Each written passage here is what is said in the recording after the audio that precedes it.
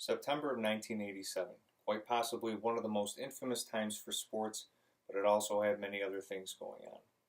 Sports in September is best known for the beginning of baseball playoffs, so a couple names went down in the books, but it wasn't a good year entirely.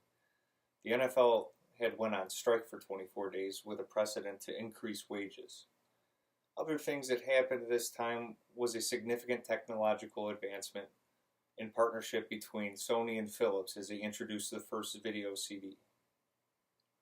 Aside from the technology differences, there were significantly cheaper gases, and the push-up king was setting a world record in September 1987. Now don't worry, sports nuts, we're going to go straight to what really happened in September of 1987. Sports.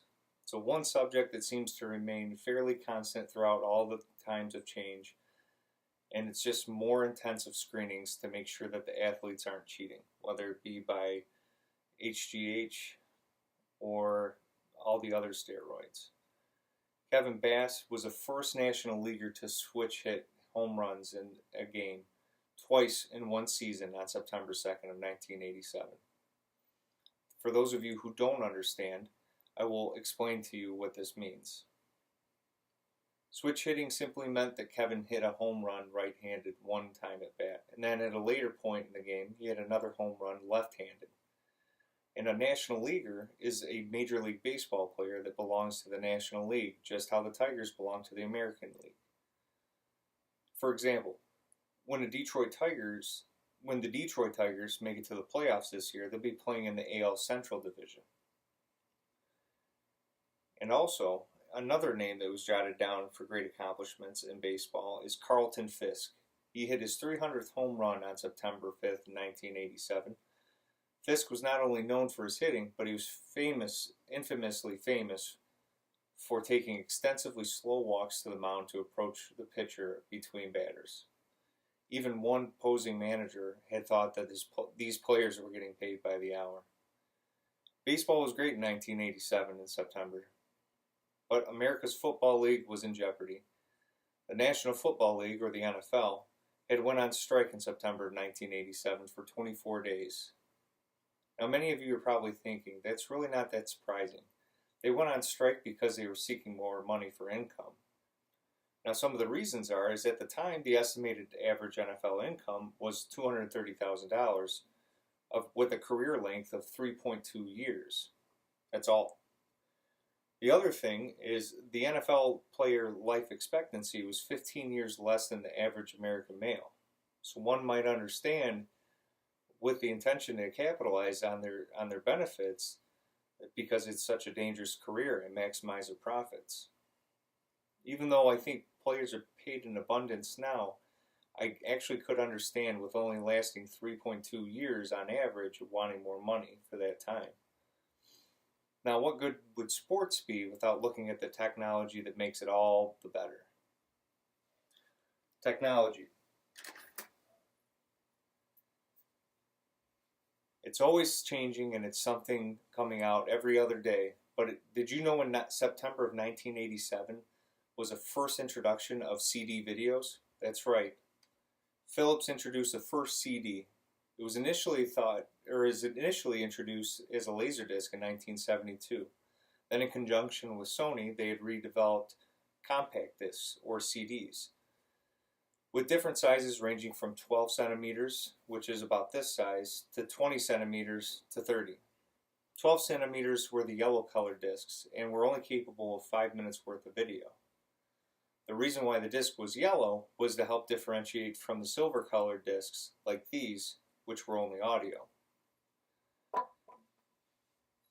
They were mainly intended as video clip carriers and not made for entire movies. But by the 2000s, the CD videos or Laserdiscs were taken over by DVDs or digital video discs. Now I can remember myself being in 6th grade. We were students and we all wanted to put the CDs into the disc player. I remember they were the size of a small pizza, thinking this was so much more advanced than the VHS tapes that I had at home. It seemed that my parents would never budge to buy something this expensive, but I was too young at 10 years old to really notice any difference in the video quality. It seems in the market today, technological world is primarily virtual, primarily in the fact that the movie you just bought for $15 is stuck in iTunes and their world. I still prefer tangible copies like the regular CDs. I actually feel like I'm getting my money's worth. Even my Mac laptop that we're recording this on, it doesn't come with a CD player. It's purchased separately, believe it or not. There were other crazy things happening in 1987 in September as well. Paul Lynch, who lived in Great Britain, set a world record for the most push-ups in 24 hours.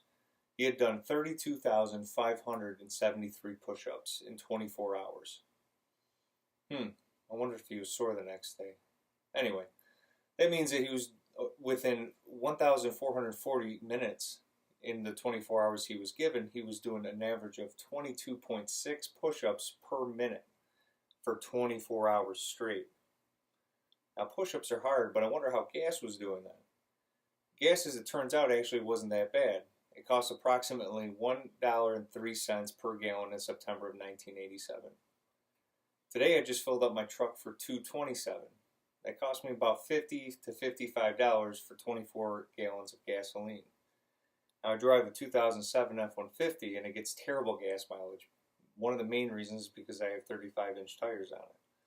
If I had filled up my truck in 1987, it only cost me $25 compared to the $50. Well, anyway, September was generally a great month for baseball fans because their team's long hard work was going to finally pay off in their playoffs. Fisk and Bass were setting some legendary baseball stories.